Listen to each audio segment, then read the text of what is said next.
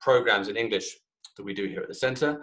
And it's my pleasure to welcome you here this evening for our 6th lecture in this Mr. Prime Minister series, the second one that we're doing on Zoom after the enforced break that we experienced. We're actually talking tonight about Israel's 5th Prime Minister, despite it being the 6th lecture. There were some logistical reasons why we had to switch around this lecture and the one about Menachem Begin, which we did last week. But just to preempt any pedantic historians that might be on the call, I'll just make that disclaimer at the beginning. So last week we did Begin, who was the 6th Prime Minister, and of course Yitzhak Rabin followed Golda Meir and is the 5th Prime Minister. For those of you new to these lectures, our speaker will be taking questions, but in writing. So you can write your question in the chat box you can access via the chat button at the bottom of your screen. I will read out questions once our guest has finished his presentation. Okay, so to today's lecture. Thinking about Yitzhak Rabin ahead of this lecture, I was struck by how much of an extraordinary Israeli, very specifically Israeli success story he was. If we think that this was Israel's first prime minister who was born here in the land of Israel, actually born here in Jerusalem, I think. Our speaker will maybe be able to confirm that. All of his predecessors as the prime minister were born in Europe. He was a Sabra. He was a hero of the War of Independence, fighting the Palmach. And then in his professional career, which was entirely devoted to public service in the military and the diplomatic field, and as prime minister, and in politics, he reached the top in all of them, right? He was chief of staff of the IDF, he was ambassador to the United States, and he was twice prime minister. So it's a really remarkable life, which, as we all know, ended prematurely and tragically. But we are very fortunate to have with us today to teach us about this remarkable man, Amos Eiran. Amos Eiran served as the Director General of the Prime Minister's Office and political advisor to Prime Minister Yitzhak Rabin between 1974 and 1977. Prior to that, he worked also with Rabin in the Israeli embassy in Washington, D.C. as a senior advisor. And since that time, he has served, amongst other things, as president of Haifa University and as director of a number of public companies, including Israel's largest pension fund, Miftachim, Bank Hapoalim, Bank Mizrahi. There's a lot of things we could list, a very long list of Amos Eiran's achievements, but I don't want to bore you, and I want to give the floor to our speaker. So without further ado, Amos Eiran, thank you very much. Thank you very much, Paul. Thank you for inviting me. It's a special privilege to speak at the Begin Center about Yitzhak Rabin. There were some tensions at time and some very close cooperation at the same time. As you just mentioned, Paul, Mr. Rabin was the 5th prime minister, but the first one that was born in Israel and born, as you just said, in Jerusalem. He was born in Jerusalem in March 1st, 1922, and had a special privilege in many ways to be the commander of Harel Brigade in the War of Independence. His responsibility was to secure the road to Jerusalem when Jerusalem was cut off, and later on the battles on Jerusalem, and liberating Jerusalem actually in the War of Independence.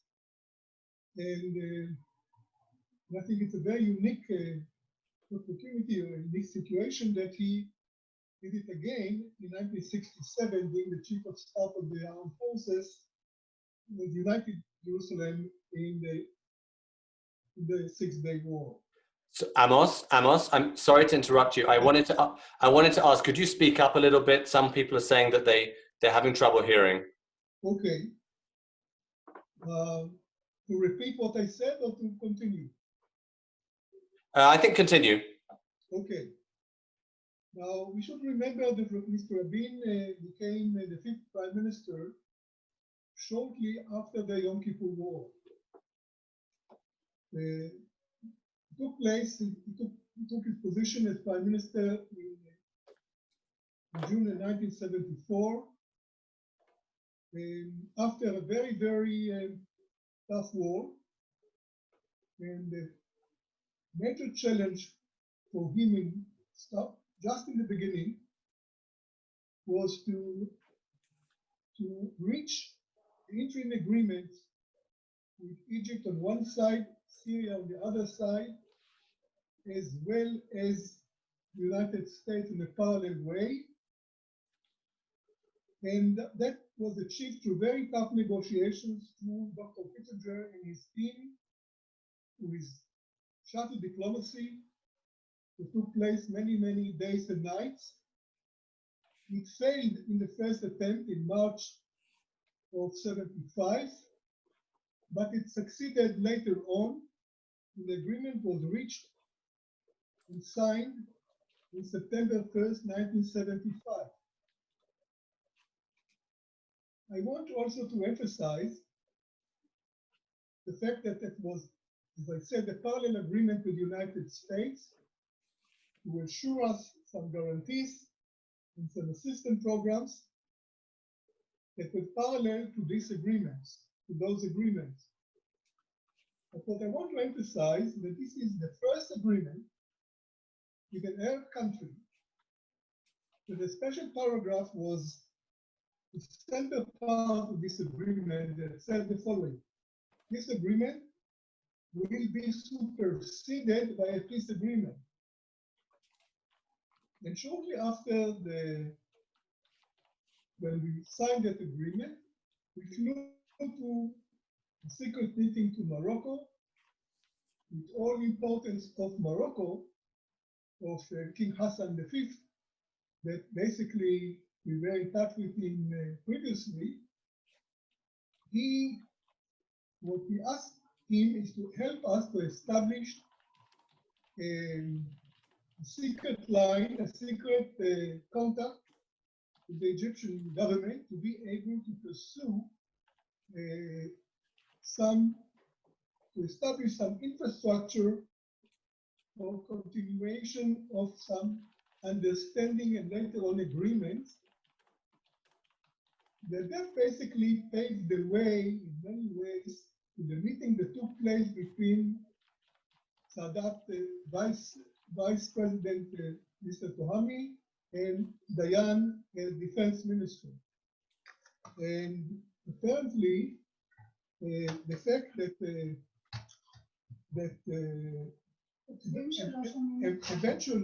eventually it brought about the peace agreement with Egypt.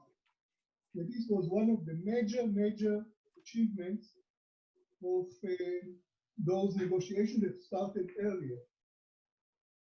The second challenge at the same time, parallel to that, was to rebuild the armed forces.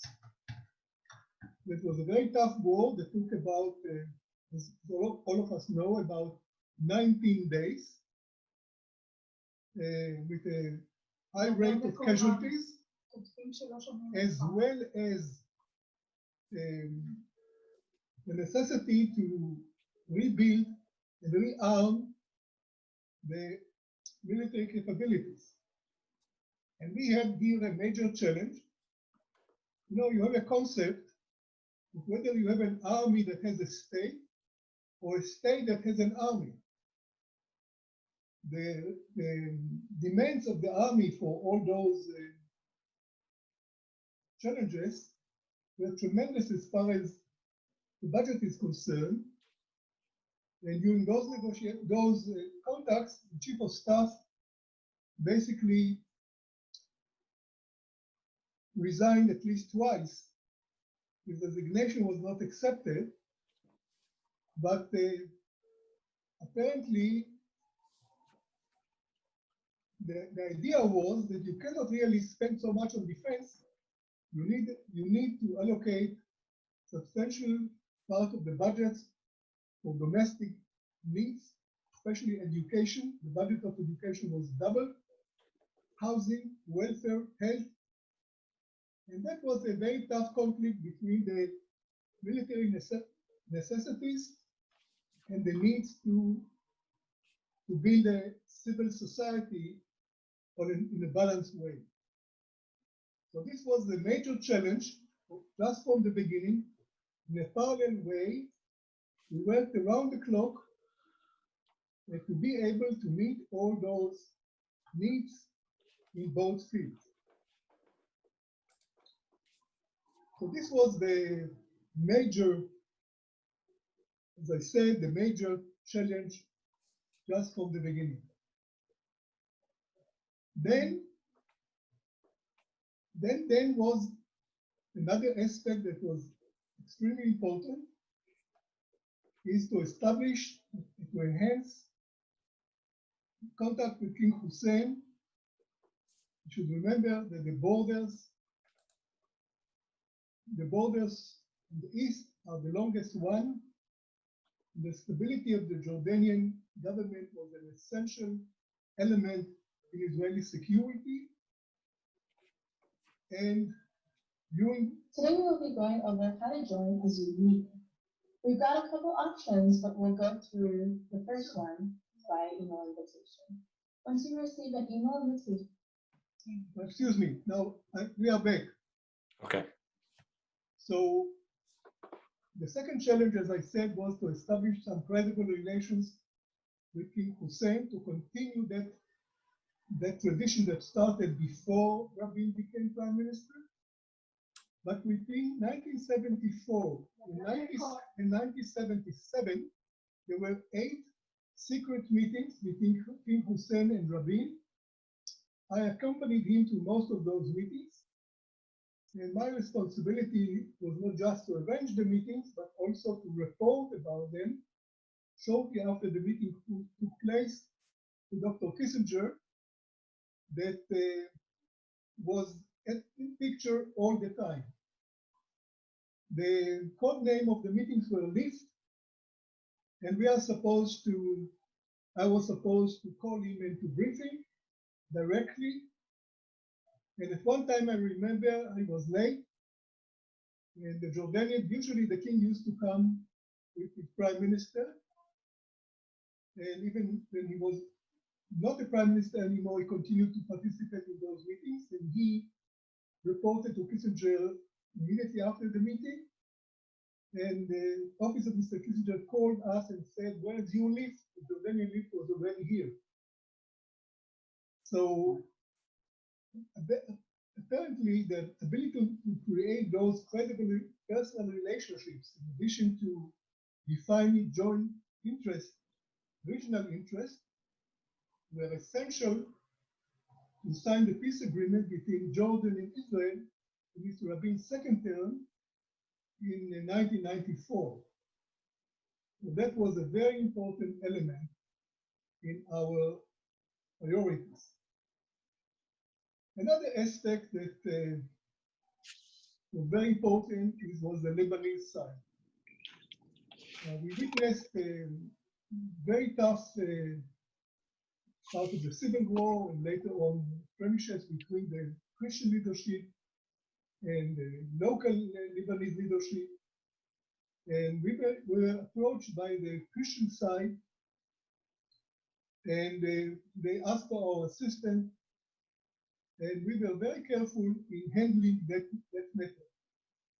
Our concern was all the time, Mr. Rabin's concern was all the time, that we should not drag ourselves in the Lebanese mud, and we will be gladly cooperating with the Christian leadership as far as assisting them in several aspects, but at the same time, not to get dragged to a war in Lebanon.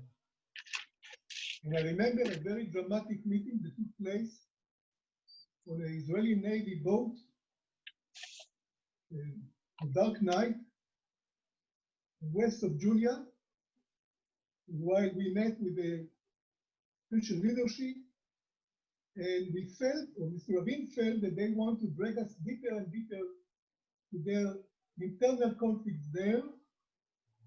And we said to them, Mr. Rabin actually said to them, will help you to help yourself, but we will not get involved in a war in Lebanon. And so this was a very, very strict and a very important element in our ability to deal with that sensitive and complicated matter without dragging ourselves to that trap, as I said. At the same time, sometime after that, in 76, we suddenly, it was a Sunday cabinet meeting, military assistant of Mr. Rabin, General Koran was his name, the late General Koran, came into the meeting with a note of Israeli Air France flight that left Israel that morning, landed in Athens. They were supposed to reach Paris, was hijacked, and there were there a big number of Israeli passengers. And the plane eventually landed, first of all, in Libya, refueled, and probably the Libyans didn't want them in their territory, and they reached Entebbe in Uganda. That was planned ahead. We knew that definitely because there were some leaders of that organization waited for them in Entebbe. The head of it was Dr. Wadia Haddad of that organization. And we were forced with a major crisis, how to deal with the fact that we have a big number of Israelis hijacked far away, and gradually their demands were presented to us through another channel. We were supposed to make a major decision whether we are going ahead and releasing the number of prisoners that were partly in Israel and partly in some other countries. And Mr. Rabin convened from the first meeting on, he asked the Chief of Staff of the Armed Forces whether we have a military option. The military option at that moment looked like a legend. We're talking about many thousands of kilometers far away in Africa, in an environment that was not exactly known to us. And how do we deal with it? So first option was to check to what extent we can exchange those to meet some of the demands of the hijackers. And by that, to release the passenger, because they threatened, they gave us a very tough timetable and claimed that if we not meet that, they will start to execute every hour some passengers. They did it, by the way, before, so it was a very serious threat.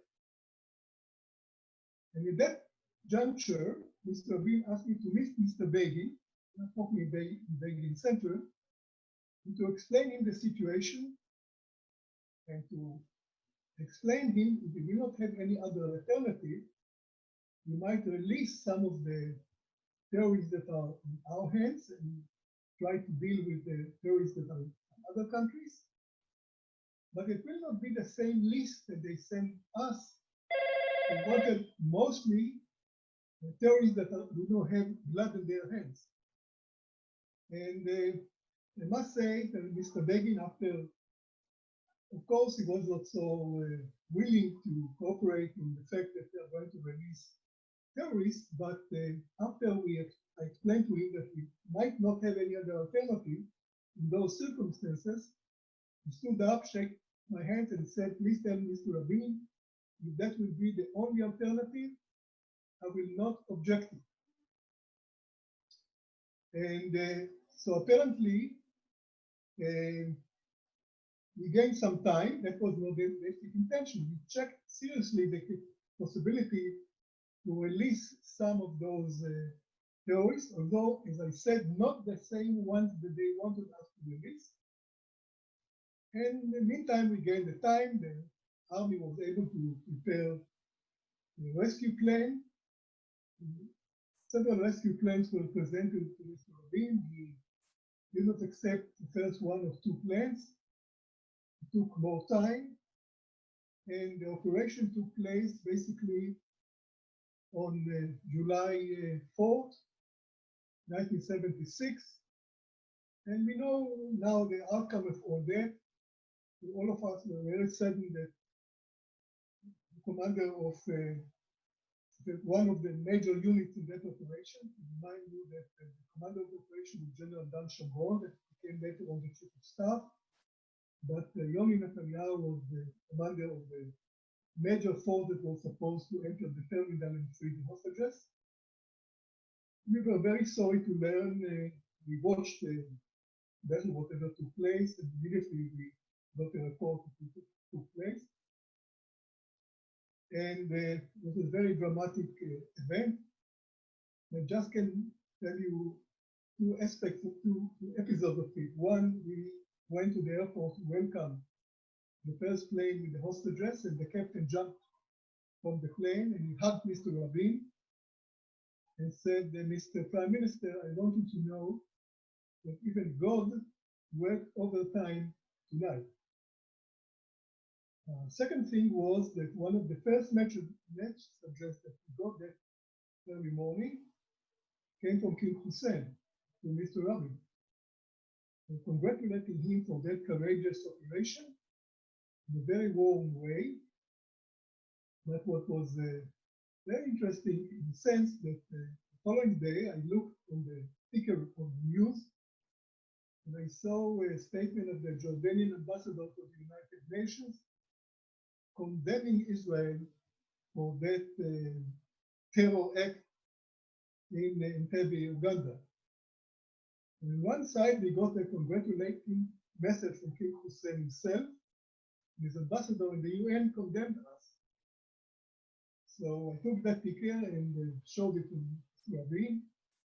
And he said to me, laughing, although all of us were very tired, we didn't sleep for a couple of days. He said, why don't you send that His Majesty message to his ambassador in the United Nations to understand what is going on here. Of course, it was just an expression, not practically what we did.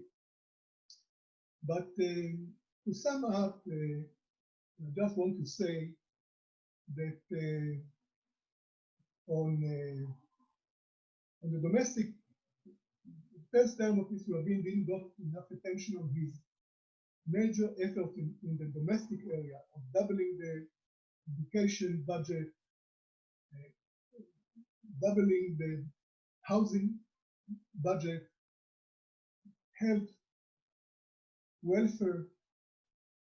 We saw that a strong society is not just having a strong army, but a very balanced and successful civil society in all aspects. That was a very important element in it.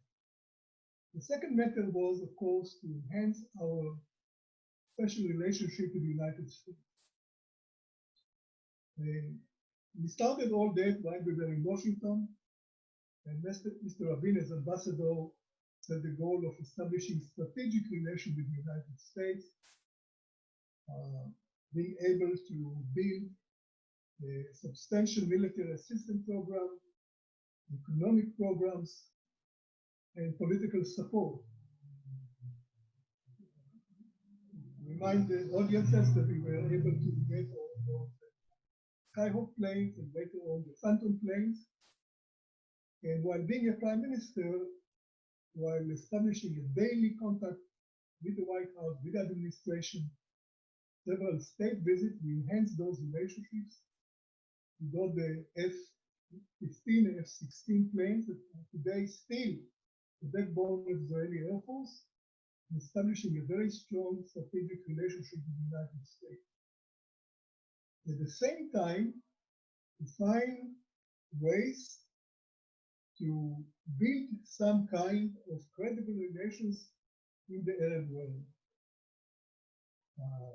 As I said, this agreement with Egypt in September 1st, 1975 was a very, very important stage in establishing later on the peace agreement with Egypt. The Syrian interim agreement was a very tough one. And as I can recall, at the end of the day, the Syrians did not sign this agreement. It was signed later on by the Egyptian side on behalf of the Syrians. It broke also some tension between Syria and Egypt at the same time. And then as far as the Eastern Front, to establish credible relations with Hussein. And that all together in a relatively short time, we were able to establish a base for future steps that took place by later governments to reach the major peace agreement with Egypt. It was a major historical event. And later on, the peace agreement with Jordan. And at the same time, to emphasize the importance of enhancing the domestic scene in education, housing, welfare, health. So apparently, in a relatively short time, Mr. Rabin as the Prime Minister and his administration achieved a great deal. I just want to add one element on a personal note. I worked with him in those 5 years in Washington on a daily basis, and later on in Jerusalem, the Prime Minister's office. And our relations were not just professional relations, they were very close personal relations. He was I have 3 boys, and each one of them was born. He basically took part in the ceremonies that were related to that. And 2 of them, the graduated officers later on, by being a defense minister, presented them their first officers' certifications. And we used to meet regularly while we were working every Saturday playing tennis. And I continued to play tennis until almost the last day of his life. We were supposed to play on that Saturday morning as well, when he was so sadly assassinated. And he called me before and said that he had something in his eye and probably a very important rally Saturday night, and maybe we'll skip at one time. And we actually skipped that time, and that was the last time that I talked to him exactly on the same day. Thank you very much. Thank you very much, Amos. So I know that some people had problems with the sound, other people didn't. So for those that didn't, I hope that was as interesting for you as it was for me. Let's open the floor to some questions. We'll wait to see what people write. In the meantime, while I await people's questions, maybe Amos, I can ask you for some. So obviously you were with Prime Minister Rabin in that first term, and most of the people on this call, certainly those, I guess, my age or older than me, will remember Rabin's second term, and of course how it ended tragically. Can you say something about your involvement or your relation? I mean, you weren't working for Rabin then, but your involvement with him and what you knew about his motivations during the Oslo process, because I think there's been a lot of speculation about what he was really aiming for in the Oslo process. Did he want what we now think of as a traditional 2-state solution? Was he going for something slightly different? Was he thinking about you know, wider security threats, and that's why he decided to sign the deal with the PLO. What's your understanding of his motivations? We were at that time also quite close. We used to meet, as I said, every Saturday. But I felt it was very difficult for him to express exactly. He kept all the Oslo process very, very close to his chest, and hardly spoke about that, not to me and not to most of his close people that were close to him, except, of course, those people that took part in the process.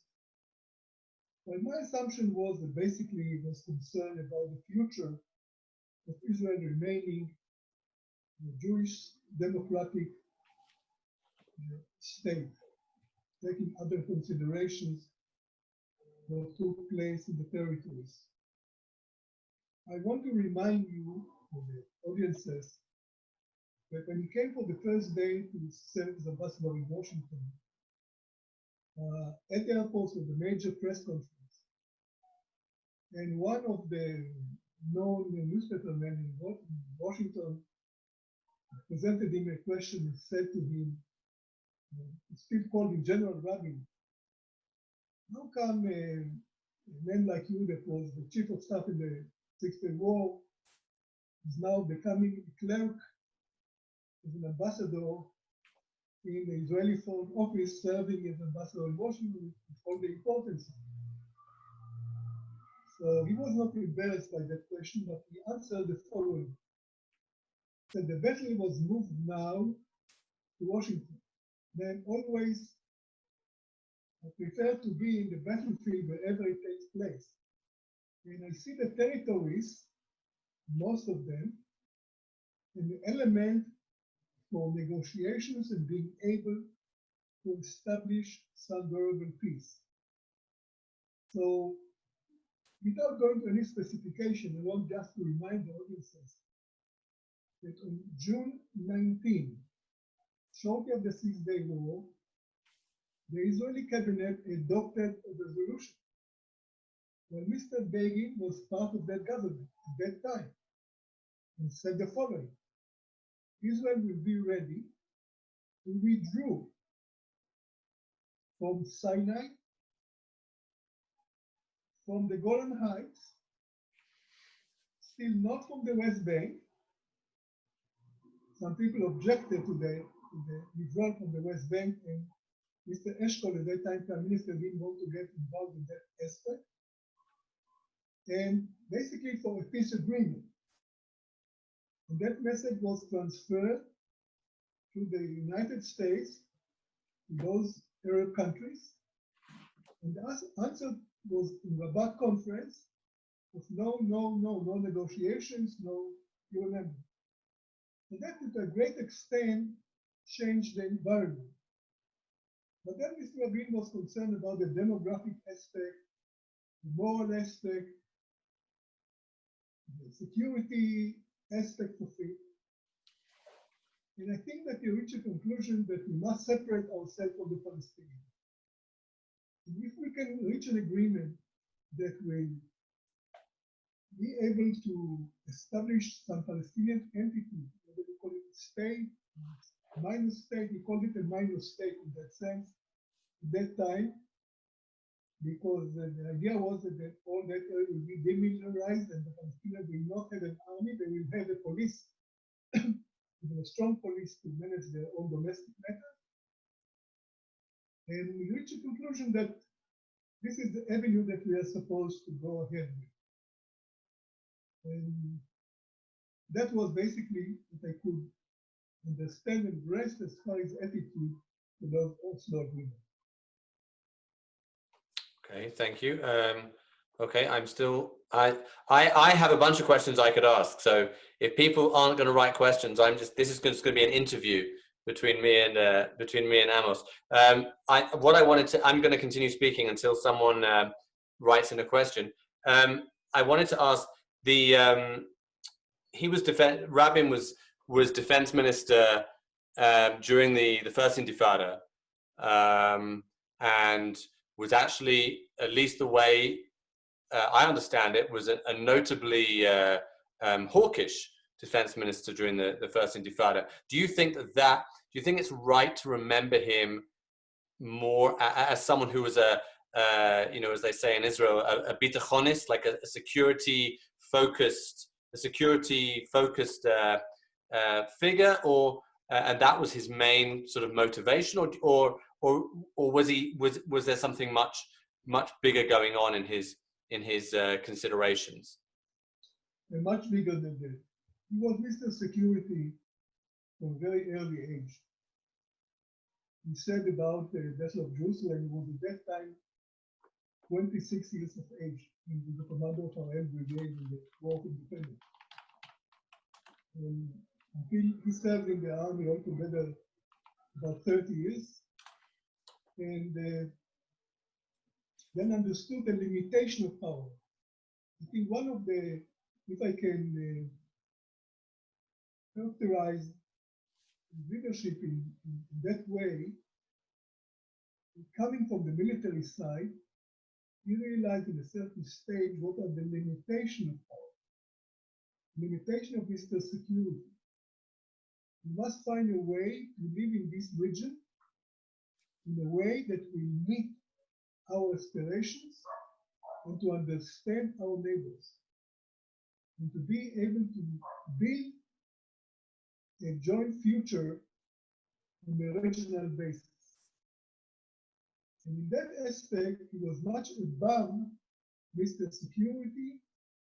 He understood that we must find, we cannot get all whatever we want. We should understand also the other side, and to build some kind of a mutual interest of building a better future for all of us. And that's why I cannot characterize him just as Mr. Security. He was much more than that. Thank you. Okay, we have some questions. I'm going to ask. This is from Rivi, a great old friend of mine in the States. She asks, based on your relationship with Rabin, what do you believe are common misperceptions about him, his views, or his actions during his career? Some misperceptions about him. The common. I don't understand what is the misconception about him. Maybe something that. Yes, something that is generally thought about him or said about him, which you think is incorrect. A mistaken assumption about him. Okay, now I understood it better. Mr. Rabin was not a typical politician. Basically, he was a poor politician. He didn't like politics. He didn't like the political environment, that give and take. He was a kind of a very, very honest man. He was a very, very poor poker player.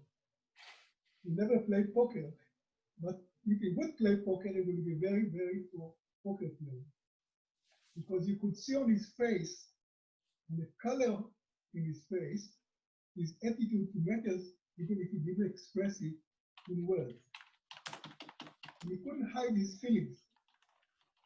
And some people basically were offended by the way that he approached things in a very straight way. He didn't play games.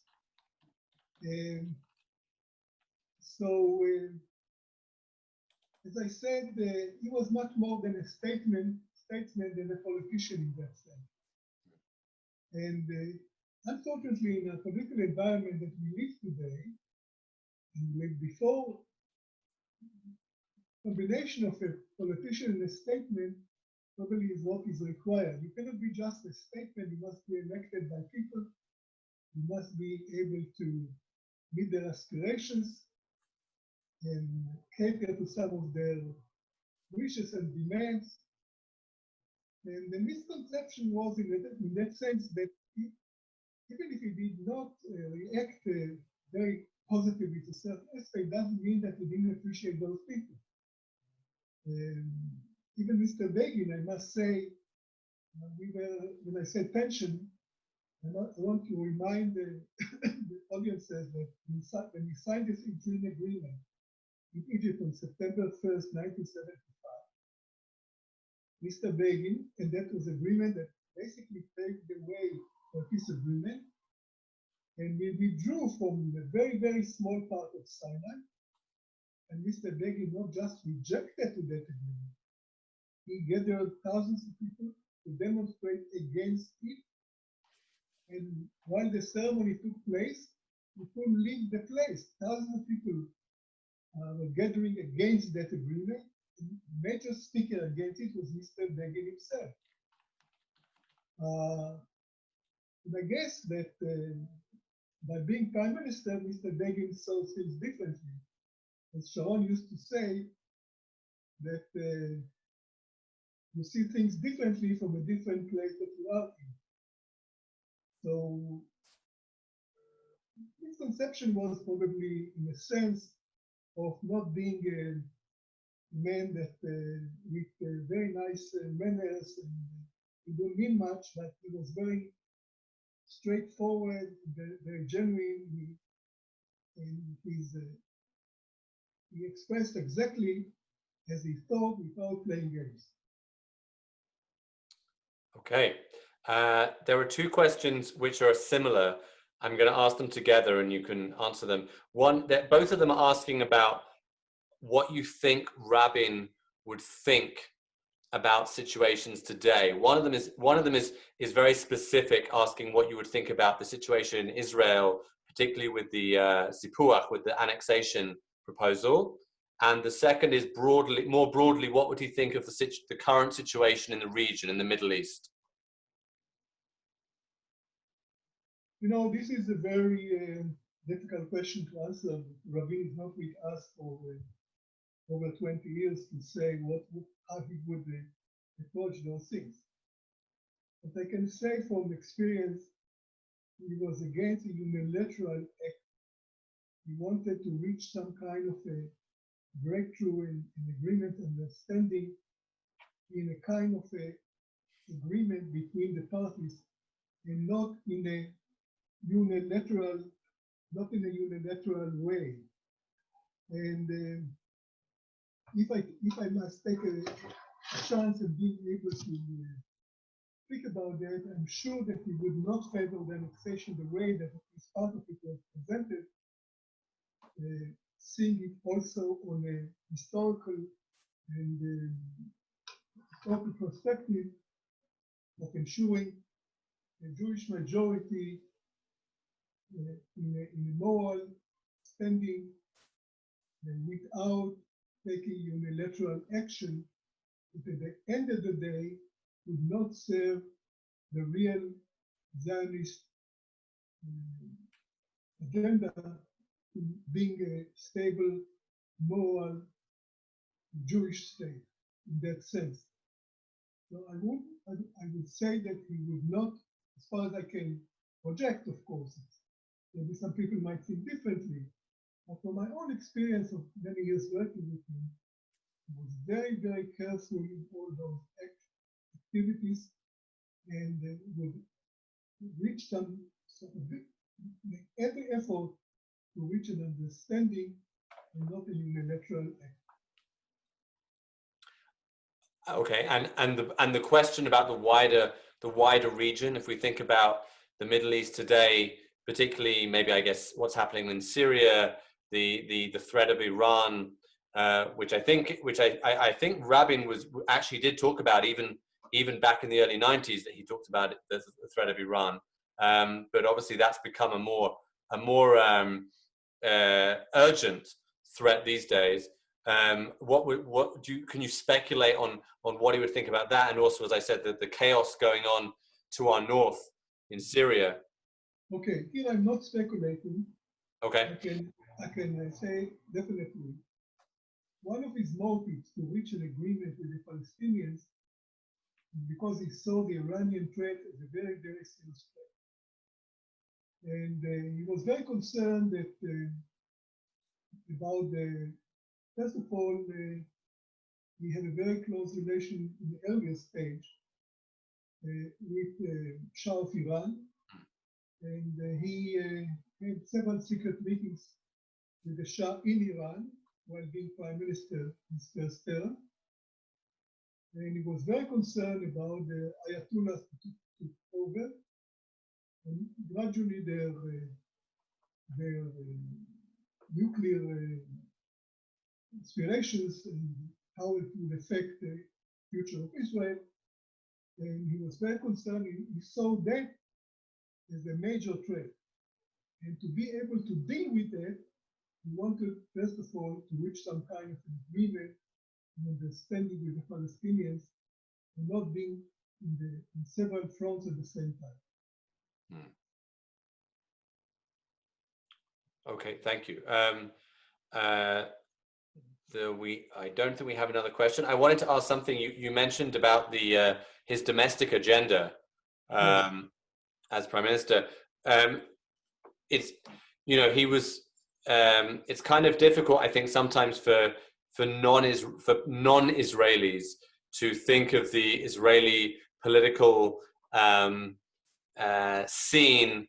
What right and left don't mean the same thing here as they do in other places. They're often, to do with security and other things. Do you feel that Rabin, although he obviously came from the Israeli left and the Labour Party, when he became prime minister, especially in his second term, I'm thinking, do you think he'd broadly adopted a more sort of capitalist approach? He'd accepted that Israel was moving in that direction away from the old socialist ethos of the Labour Party. I'm not an expert, but I don't think of Rabin's Labour government in the 90s as being a particularly left-wing economically. But please correct me if I'm wrong on that. What's your view of that? Okay, I can be very precise in that matter as well. He was very much influenced by being in the United States, seeing some positive aspects. This is a negative, of course, but positive aspects of the American efficiency and American way of conducting businesses. And I would not say that he was ideologically support the capitalistic aspect as such, but he wanted a free economy. The free economy, the private sector will play a more important role in that, and to encourage. I want you to know that he personally intervened on bringing Intel to Israel. Remember, when Intel came, changed the whole scenery here. But what was the major problem was that to be able to convince Intel to open the major plant in Kiryat Gat in the south, it was a competition with other countries, and we were supposed to allocate as a grant at least $500 million. I would say close to $600 million as a grant. So their investment of $2-3 billion to establish their major plant here, to produce their chips for all their computers and other electronic equipment. And that was the entire budget of that year or 2 years for the entire startup support programs for chief scientists in the Ministry of Industry and Trade. There was a major debate whether to concentrate the whole budget at the expense of not encouraging all others, and to that year to concentrate on Intel. And he supported that view. Intel became not a household name, but not only a household name, but basically the infrastructure of the whole startup industry in many ways was around Intel, that employed thousands of people directly and bigger number indirectly, and established all those capabilities.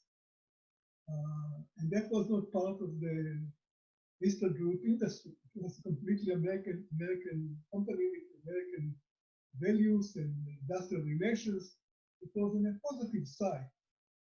One of the aspects that very much made the impact on us is that they presented their plan that some of their programs is to be involved in the community. And there were a couple of days a year that all the Intel employees went to the communities around in the south to help them to clean their roads and to enhance their housing projects and other things in addition to their day-to-day responsibility. And he was very much taken by that aspect. So I would say very much maybe some of the labor side were disappointed in that aspect, but he was very strongly supporting the private sector and initiatives of being able to build better infrastructure of the whole high-tech industry. Okay, thank you. We have another question here from Ronald Mann. Yes. Who asks, what was Rabin's attitude to Israel's nuclear arsenal? I should add, alleged nuclear arsenal according to foreign sources. I'm sorry to disappoint Ronnie Mann, Dr. Ronnie Mann, that I know him quite well,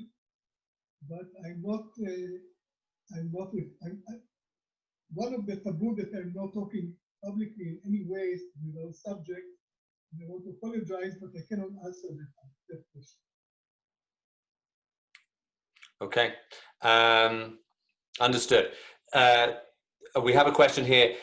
Did Rabin understand how upset the religious right wing in Israel was with the Oslo Accords?